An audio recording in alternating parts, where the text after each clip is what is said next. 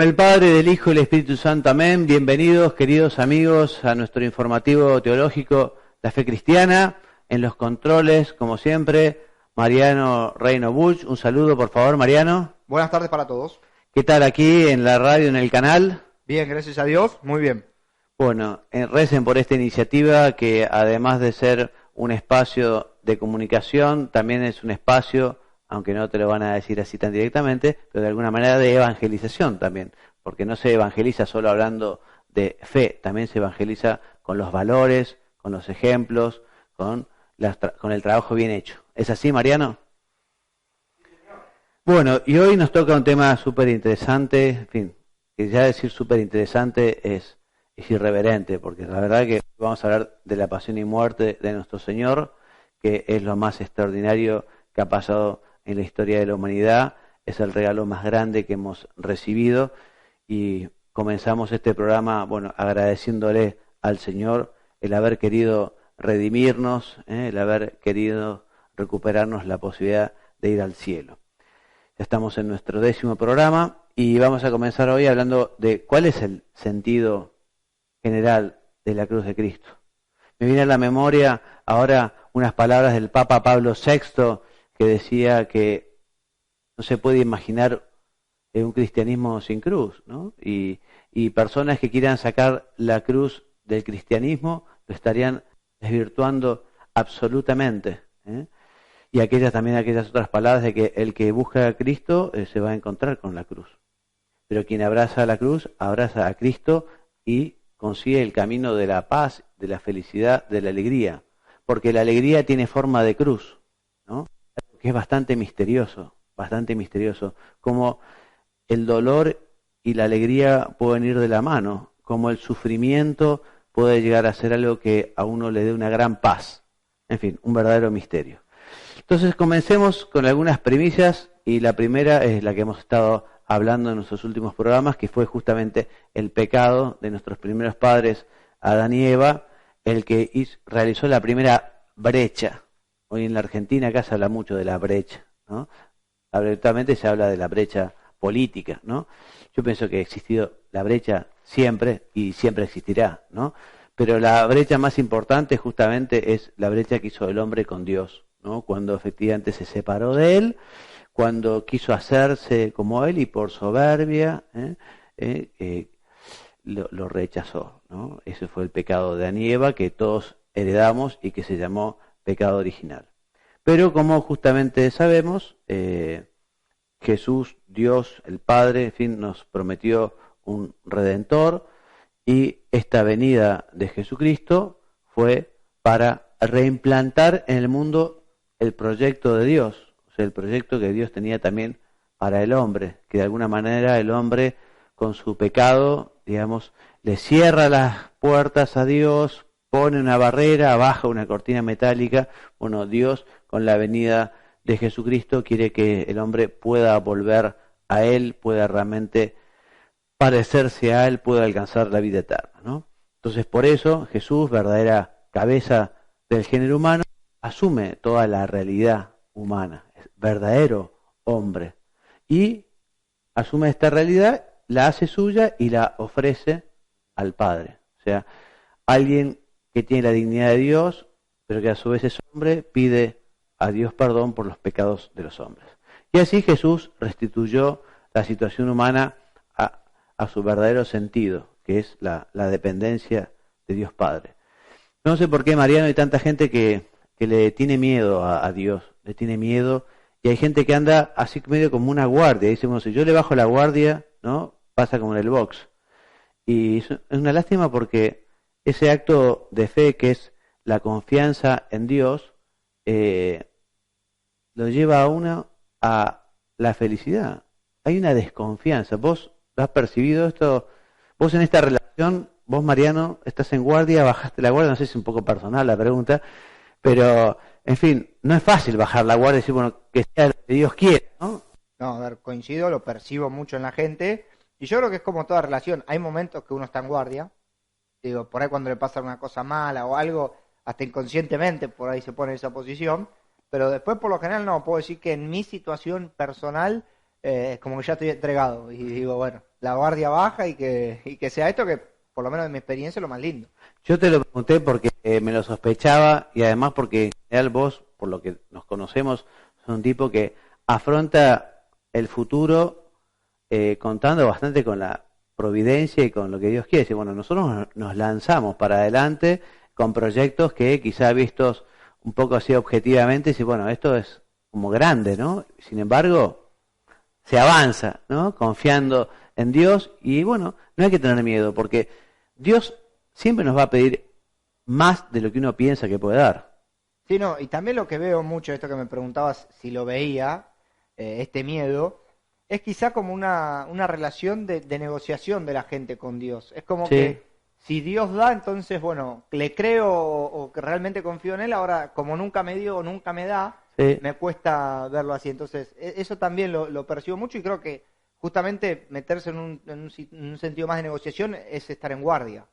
totalmente. Sí, sí. A mí me gusta decirlo que la gente como que juega al ajedrez con Dios, ¿no? Bueno, yo voy a mover esta ficha, pero si pasa esto, Exacto. y a veces Dios pide patear el tablero, digamos, ¿no? Y dice, bueno, no, vos dejate llevar, confía, ¿no?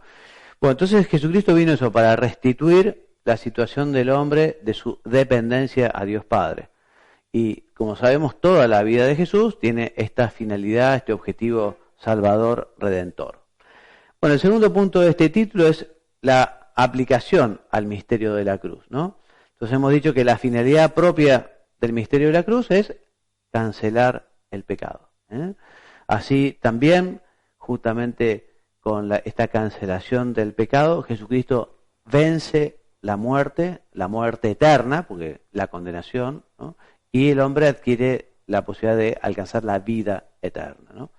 Esta unión es el objetivo último del plan de Dios, que efectivamente el hombre vuelva a Él. Jesús cancela el pecado, repetimos, cargando sobre sus hombros nuestros pecados. Lo diremos más adelante, pero, y lo hemos dicho también en el programa anterior, Jesús no murió solo por los pecados de los judíos y los romanos del siglo I de su época, sino que por todos los pecados de los hombres de toda la historia, por los tuyos y por los míos también. Cargó nuestros pecados, ¿no? Lo hizo voluntariamente. Y te pediría, Mariano, si me lees el próximo placa, que es como lo narra proféticamente Isaías, que dice en su capítulo 53, versículo 7, se humilló y no abrió la boca, como un cordero fue llevado al matadero y no abrió la boca, como una oveja muda ante los esquiladores, ¿no? Así que, en fin, el cordero, ¿se acuerdan ustedes que cuando Dios le dice a Moisés, ¿no?, que lo va a liberar del yugo egipcio, ¿no?, les pide que coman un cordero, que se preparen para la salida, que con la sangre del cordero marquen una cruz en la puerta, porque iba a pasar el ángel exterminador. Bueno, entonces Jesús es ese cordero de Dios, ese cordero de Dios. Ese cordero sin mancha que aceptó libremente los sufrimientos físicos y morales impuestos por la injusticia de los pecadores, y en ella asumió todos los pecados de los hombres, todas las ofensas que se hicieron a Dios. Por eso cada agravio humano es de algún modo causa de la muerte de Cristo, ¿no? Yo por eso también a Dios muchas veces le pido que me ayude a tener más dolor de mis pecados, porque resulta que uno se acostumbra a los pecados.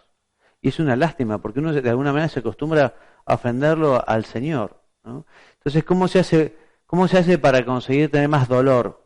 Pues si uno tiene más dolor, tiene mejor propósito. Yo pienso que meditar lo que es la pasión del Señor, todo lo que el Señor sufrió por nosotros, por nuestros pecados, ¿no? Ya lo comentamos alguna vez, el ver la película que hizo Mel Gibson, que es un tesoro, que es una joya, que va a ser la película más vista en la historia de la humanidad, ¿no? La pasión del Señor, como dijo San Juan Pablo II, así es o así fue. O sea, esas imágenes dicen, bueno, eso fue por mí, ¿no? Esa muerte en la cruz, esa pasión, esos látigos. Entonces, bueno, y por esos pecados míos. Entonces, bueno, uno se arrepiente y dice, bueno, voy a tratar justamente de compensar, ¿no?, con amor. Entonces, con su entrega, eliminó el pecado. Y volvemos a decir lo mismo. Cristo ofreció al Padre sus sufrimientos y su muerte para nuestro perdón, como dice también Isaías, en sus llagas hemos sido curados. De esta cruz posee la posibilidad de vivir alejados del pecado y integrar los sufrimientos y la muerte al camino de la santidad. Sí, porque ahora el dolor adquiere un nuevo sentido con la muerte de Cristo. O sea, uno con el dolor, cuando lo lleva por amor, se está uniendo a Cristo en la cruz y también puede hacer que, lo veremos después, ese dolor nos ayude a redimirnos, nos ayude a purificarnos y nos ayude, digamos, a la redención, porque podemos ser colaboradores de la obra de la redención, de la santificación de los demás. Punto 2. La cruz revela la misericordia y la justicia de Dios en Jesucristo. Y el título se entiende perfectamente, porque cuánto amó Dios al mundo que quiso que su Hijo viniera al mundo, que su Hijo nos redimiera. Dios quiso salvar al mundo por el camino de la cruz. ¿Podría haber elegido a otro? Podría haber elegido cualquier otro. ¿Podría haber no perdonado? También Dios podría no haber perdonado. Sin embargo, quiso perdonar y quiso que fuera de esta manera. La cruz es fruto del amor de Dios ante el pecado de los hombres. Por eso Dios quiso enviar al Hijo al mundo para que realizara la salvación de los hombres con el sacrificio de su propia vida. La cruz revela la misericordia y la justicia de Dios. El año pasado en la iglesia celebramos el año de la misericordia. El Papa Francisco quiso que los cristianos percibiéramos con más, digamos, detalle, con más sensibilidad lo que es la misericordia de Dios con nosotros, y también nos pidió a nosotros, ¿no?, la revolución de la ternura. O sea, nos pidió que efectivamente nosotros seamos verdaderos cristianos, seamos misericordiosos. Continuando con el tema, la Sagrada Escritura refiere con frecuencia que el Padre entregó al Hijo en manos de los pecadores, ¿no? Y por la unidad de las personas es un solo Dios en tres personas, Padre, Hijo y Espíritu Santo. Entonces, al morir Jesucristo, que es la segunda persona, de alguna manera el Padre siempre estuvo presente, que fue quien lo envió. Esta entrega que el Padre nos hace de su Hijo amado, consignándolo a los pecadores, manifiesta el amor del Padre hacia los hombres y a su misericordia. O sea que renovemos entonces nuestro deseo de ser agradecidos. Este dicho que dice, es de bien nacidos ser agradecidos, ¿no? O aquello de que la ingratitud es el peor de los pecados, que dice Cervantes, si mal no recuerdo, no con gran perfección teológica, pero con un gran sentido común, la ingratitud. ¿Vos, Mariano, alguna vez fueron ingratos con vos? ¿Vos diste mucho y te pagaron con la indiferencia o con el odio? Porque sufrir la ingratitud es tremendo. ¿Alguna vez te pasó algo medio parecido? Sí. Y yo también entendí que es muy difícil muchas veces que la gente tenga la gratitud. Entonces quizás es más común en el mundo en el que vivimos, lamentablemente, encontrarse con personas o con acciones totalmente ingratas. Entonces es como que uno creo que también lo va incorporando y no es la misma repercusión. No digo que esté bien, ojo, ni cerca obviamente de eso. Pero creo que uno va aprendiendo cómo tomárselo también. Y creo que termina cayendo en la frase hecha de quién viene. Sí, es verdad. Pero cuando uno con alguien en especial se ha dado, se ha brindado así generoso y le responden así con la espalda o clavándole un cuchillo, es durísimo. Bueno, yo muchas veces lo pensé desde la pasión, sobre todo con la película y demás, y hay mucha ingratitud, digo, de los propios también hacia Jesús.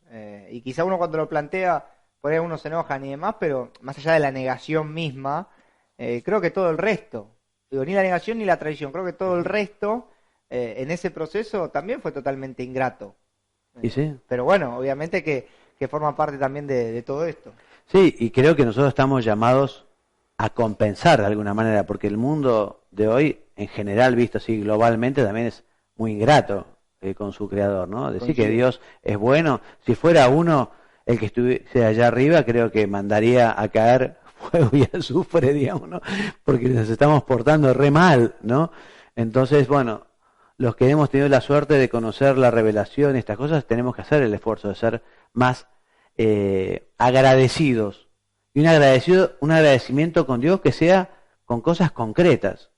Con oraciones y palabras, sí, pero también con actos concretos, ¿no?, que manifiestan lo agradecidos que estamos con Dios. Bien, entonces la cruz nos revela también la justicia de Dios, porque la entrega que Jesús hizo justicia y satisfizo, digamos, el amor paterno de Dios que habíamos rechazado desde el origen de la historia. Esta fidelidad, la fidelidad, la obediencia y el amor de Cristo a su Padre Dios, también la generosidad, la caridad y el perdón de Jesús a sus hermanos los hombres, su veracidad, su justicia e inocencia, mantenidas y afirmadas en la hora de su pasión y de su muerte, nos alcanzan el perdón y abren nuestros corazones al amor, ¿no? Pero bueno, para eso uno tiene que conocerlo, para eso uno tiene que meditarlo, para uno tiene que hacerlo vida, ¿no? Así que Dios nos libra de nuestros pecados por vía de la justicia y de la misericordia. Como fruto entonces de este sacrificio de Cristo y por la presencia de su fuerza salvadora, podemos siempre comportarnos como hijos de Dios, en cualquier circunstancia. Dios no nos va a enviar nunca una prueba más difícil de lo que uno pueda llevar. Dios no lo permita. Los mandamientos de la ley de Dios se pueden cumplir todos. En esto nos diferenciamos de nuestros hermanos luteranos, porque Lutero justamente vino a decir que algunos de los mandamientos, como el sexto, no se podían cumplir, ¿no? En fin. Punto 3. La cruz en su realización histórica. O sea, Cristo es verdadero hombre, ¿no? Y como hombre también tuvo perfecta conciencia de cuál era su misión, de para qué Dios lo había enviado. Y lo aceptó plenamente. Le costó, claramente. La voluntad humana se alineó, por decirlo de alguna manera, a su voluntad divina. Pero Jesucristo sufrió y en el huerto de los olivos transpiró sangre. Yo no soy un especialista en la materia, pero he leído algún artículo así breve, no muy profundo, que con una persona tiene mucho sufrimiento, puede darse eso de sudar sangre. ¿Vos habéis leído algo de esto alguna vez o no? Que uno efectivamente, el sufrimiento puede llevar a esto físico que le pasó a Jesús, ¿no? En el huerto de los olivos, sudar sangre, ¿no? Por el horror, ¿no? De lo que sabía que iba a venir. Pero él lo acepta. Entonces, en la realización de la tarea que el Padre le había encomendado, encontró la oposición de las autoridades religiosas de Israel que lo consideran un impostor, ¿no? O sea que, y justamente lo condenan por eso, lo condenan porque él se llamó a sí mismo Hijo de Dios. Por favor, léeme el número 117 del compendio, Mariano. Algunos jefes de Israel acusaron a Jesús de actuar contra la ley, contra el templo de Jerusalén y particularmente contra la fe en el Dios único, porque se proclamaba Hijo de Dios. Por ello lo entregaron a Pilato para que lo condenase a muerte. Muy bien. O sea, esto también para decir, como dice el compendio número 117, que Jesús murió por todos, ¿no? No fue solo, murió porque fueron culpables aquellos que lo condenaron. Más aún, todo pecador, o sea, todo hombre, es realmente causa e instrumento de los sufrimientos del Redentor, y aún más gravemente culpables aquellos que más frecuentemente caen en pecado y se deleitan de los vicios, sobre todo si son cristianos, ¿no? Porque tenemos mayor responsabilidad por mayor conocimiento. Bueno, entonces van de la mano el sacrificio y la redención, porque Jesús con su sacrificio nos redimió, o sea, alcanzó el perdón. Repetimos, Jesús murió por nuestros pecados para librarnos de ellos y rescatarnos de la esclavitud del pecado, ¿no? Y así el hombre puede alcanzar la vida eterna. La Sagrada Escritura dice que la pasión de Cristo, ¿no? Por un lado es un sacrificio de alianza, o sea, la alianza que Dios hace con los hombres comienza con la creación y después se va desarrollando en distintos momentos en el Antiguo Testamento. Bueno, hay una nueva alianza que es con la venida de Jesús, con su gracia, y bueno, es un sacrificio de alianza, de la nueva alianza. Es un sacrificio de expiación. Expiación es justamente para pedir perdón, ¿no? Para pedir perdón, para que uno ser curado, ser sanado, ser redimido. también es un sacrificio de propiciación. Propiciación es ofrecer un don, ofrecer algo, presentar, porque esto es el sacrificio. Todo sacrificio, digamos, tanto en el Antiguo Testamento como en el Nuevo Testamento, es una inmolación, o muchas veces una inmolación que es para presentarlo a Dios, ¿no? Porque la lógica del sacrificio es decir, Dios es dueño de todo y yo me privo de esto para regalárselo a Él, ¿no? Porque si no, ¿qué lógica tiene?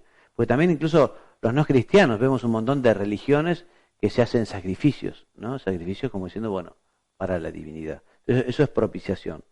Entonces también de reparación por los pecados, y es un acto de redención y liberación de los hombres. Entonces Jesús, ofreciendo su vida a Dios en la cruz, instituyó la nueva alianza. Es decir, la nueva forma de unión con Dios, con los hombres, que había sido profetizado por Isaías, por Jeremías, por Ezequiel, ¿no? Esta nueva alianza, también con ella nos llega la gracia, ¿no? La gracia que se había perdido, que se recupera y que ahora también Dios nos quiere dar, especialmente en la iglesia a través de los sacramentos, ¿no? Y este nuevo pacto es la alianza sellada en el cuerpo de Cristo y entregado en su sangre derramada por nosotros. B. El sacrificio de Cristo en la cruz tiene valor de expiación, lo hemos dicho, es decir, de limpieza y purificación del pecado. C. La cruz es sacrificio de propiciación, de reparación por el pecado, lo hemos dicho. También que la cruz de Cristo es acto de redención y de liberación del hombre, porque Jesús pagó nuestra libertad con el precio de su sangre. Con su entrega mereció nuestra salvación para incorporarnos al reino de los cielos. Léeme que dice Colosenses capítulo 1, por favor, Mariano, este texto corto. Él nos libró del poder de las tinieblas y nos trasladó al reino del Hijo, en quien tenemos la redención, el perdón de los pecados. Muy bien. Quizá podemos aprovechar aquí también para recordar que Jesucristo nos dejó el bendito sacramento de la reconciliación, confesión o penitencia, por el medio del cual el sacerdote en persona de Cristo nos da la absolución. En lo personal a mí confesarme me cuesta, creo que a todos nos cuesta un poco, porque uno va a decir cuáles son los pecados, ¿no? Los errores, la metida de pata, ¿no? Uno en la confesión no va a decir los logros, ¿no? Y siempre da vergüenza, ¿no? Pero bueno, pero todos tenemos experimentado, los que nos confesamos, la alegría que supone recibir la absolución, el perdón de Dios, la gracia, por eso no le tengan miedo a la confesión, ¿no? Y de hecho el Papa Francisco nos pide a todos los sacerdotes que seamos muy misericordiosos, ¿no? Que acojamos a las personas con cariño, que les facilitemos la confesión, etcétera, etcétera. Bueno, punto 5, los efectos. Como imaginarán, ya lo hemos dicho muchas veces, el principal efecto de la cruz es perdonar el pecado y todo lo que se opone a la unión del hombre con Dios. Porque la cruz, además de perdonar los pecados, también nos libra del diablo, que dirige ocultamente la trama del pecado de la muerte eterna, ¿no? El diablo existe, trabaja, ¿no? Y en fin. El diablo nada puede contra quien está unido a Cristo. A veces los chicos más chicos, yo trabajo en un colegio, no sé, cuando estudian y les recuerdan la existencia del diablo, les entra como un poco de miedo, ¿no? Pero no, tranquilo. Primero porque el diablo solo actúa lo que Dios le permite que actúe. O sea, está sujeto. Dios lo tiene sujeto y solo hace lo que Dios le permite. Y además que una persona que está en gracia de Dios y que rece, que vive, puede estar también muy tranquilo, ¿no? En ese sentido. Bien, la muerte deja de ser separación eterna de Dios y queda solo como puerta de acceso al destino último, ¿no? O sea, es muerte física, pero hay vida eterna. Antes de la muerte de Jesús era muerte física y muerte eterna, porque no se podía alcanzar la bienaventuranza eterna del cielo. Por eso, removidos todos estos obstáculos, la cruz para la humanidad es la vía de salvación, es la posibilidad universal de la gracia. Jesucristo muere, pero también resucita, ¿no? O sea, Jesucristo vive hoy. Por eso, junto con su resurrección y su gloriosa exaltación, la cruz es causa de la justificación del hombre. Por eso nosotros honramos la cruz, ¿no? Imagínense ustedes, la cruz, de una perspectiva así humana, es un instrumento de muerte, ¿no? Entonces, en fin, como si a Jesús le hubieran matado en una silla eléctrica, estoy diciendo una tontería, ¿no? Pero digamos, la cruz era un instrumento justamente para los condenados, ¿no? Para quitarle la vida a los condenados a muerte por ser delincuentes. Entonces, en fin, nosotros veneramos los cristianos la cruz, porque fue el medio que Jesús eligió para redimirnos. Bueno, cada sacramento es un modo de participar en la Pascua de Cristo y aprovechar justamente la gracia, la salvación. Por el bautismo se nos libra de la muerte introducida por el pecado original, nos permite vivir la vida. Aprovechamos para decir que es importante que los padres lleven a los niños a bautizarse cuanto antes, así cuanto antes pueden tener justamente estos niños, ¿no? Ahora, hace unos años también se preguntaron, ¿y qué pasa con los niños que mueren sin bautizar? ¿Si van al cielo o no van al cielo? Una pregunta que el Papa San Juan Pablo II pidió que estudiara la Comisión Internacional de Teología, ¿no? Que presidía en ese momento el cardenal Ratzinger, quien fue después Benedicto XVI, ¿no? Entonces, la comisión, al final de un estudio muy profundo, se los recomiendo, deben ser unas 50, 60 páginas, dice, bueno, en realidad saber con seguridad, no sabemos qué pasa con los niños muertos sin bautizar. Pero por el amor que Jesucristo tenía a los niños, porque efectivamente Jesús también murió y su redención alcanza a todos, en fin, hay muchas razones por las que pensamos que los niños muertos sin bautizar también tienen la visión beatífica. Antes se hablaba, no sé vos Mariano, si escuchaste alguna vez hablar del limbo. El limbo se decía que era un lugar donde iban los chicos que no gozaban de la visión de Dios, pero tampoco había sufrimiento, sino que tenían una alegría natural, pero no sobrenatural, porque no habían recibido la gracia. Bueno, eso era una opinión teológica que sobre todo se construyó al principio. San Agustín remarcó muchísimo la necesidad de la gracia para la salvación. Entonces, como justamente los chicos sin bautizar no tienen la gracia, entonces, pero en fin, no sabemos. Pero lo que sí es importante es que se bauticen los niños cuanto antes para que reciban la gracia. Y lo mismo nosotros, si hemos perdido la gracia, recuperarla cuanto antes a través del sacramento de confesión. Entonces Jesús es la única causa, o la causa única y universal de la salvación. Toda gracia de salvación proviene de su vida y en particular del misterio pascual, del misterio de la cruz. 6, y vamos terminando.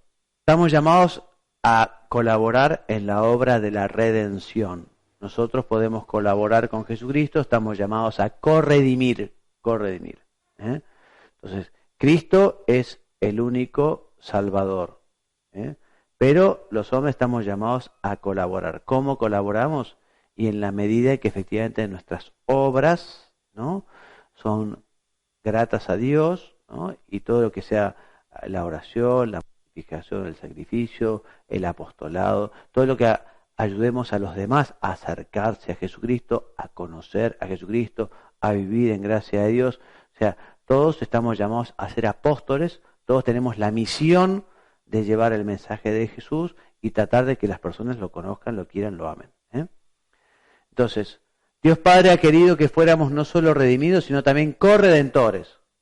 O sea, podríamos decir oveja y pastor. El domingo pasado celebrábamos Buen Pastor, la fiesta del Buen Pastor. O de alguna manera en la iglesia, el Buen Pastor es Cristo. Pero de alguna manera también uno está llamado a ser pastor de sus hermanos. Entonces, nos llama a tomar su cruz, a seguirlo, y porque Él sufrió por nosotros, dejándonos ejemplo para que sigamos sus huellas. En este sentido, ¿me puedes leer lo que dice San Pablo en la carta a los Gálatas, en el capítulo 2, versículo 20? Yo estoy con Cristo en la cruz y no soy el que vive, sino que Cristo vive en mí. O sea, San Pablo nos dice que estamos llamados a ser otros Cristos. Una identificación tal que los demás tienen que ver en nosotros a Cristo. Bueno, y para alcanzar esa identificación con Cristo hay que abrazar la cruz. ¿Y qué nos dice Colosenses, también de San Pablo, capítulo 1, versículo 24? Completo en mi carne lo que falta a la pasión de Cristo por su cuerpo, que es la iglesia.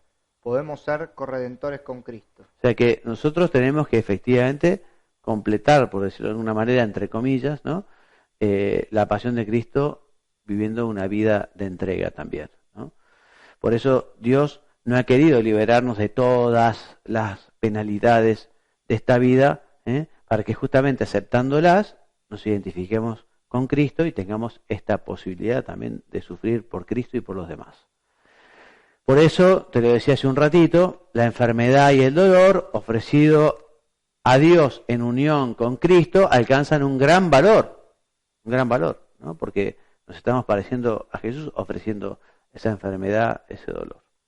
En la cruz de Jesucristo nos da ejemplo de todas las virtudes, ¿no? Por ejemplo, la virtud de la caridad. Nadie tiene amor más grande que el que da la vida por sus amigos. O sea, Cristo lo hizo. También la virtud de la obediencia. Se hizo obediente al Padre hasta la muerte y muerte de cruz. Jesús nos da también ejemplo de humildad, de mansedumbre y de paciencia, porque soportó los sufrimientos sin evitarlos ni suavizarlos como un manso cordero. También la virtud del desprendimiento de todas las cosas. Murió casi desnudo, sin amigos, desprendido de todo, siendo el Rey de Reyes, el Señor de Señores, el Creador, desprendido de absolutamente todo. El Señor por eso ha querido asociar a su madre más íntimamente que nadie con el misterio de su sufrimiento redentor. Ella, nuestra madre, es la reina de los mártires.